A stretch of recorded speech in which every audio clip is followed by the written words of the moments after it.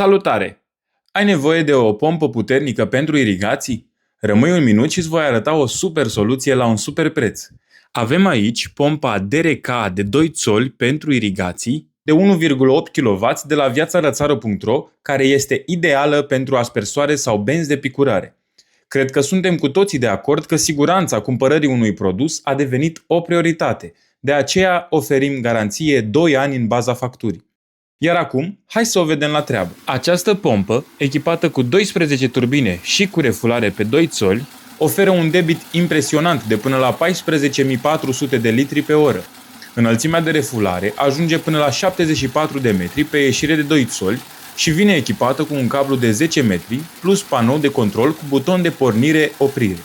Este alegerea ideală pentru grădina ta și un ajutor real în gospodărie. Îți va ușura munca fără îndoială. Hai pe site-ul nostru, viațalațară.ro, ca să vezi super oferta asta, dar bineînțeles și pe celelalte. Spor la treabă!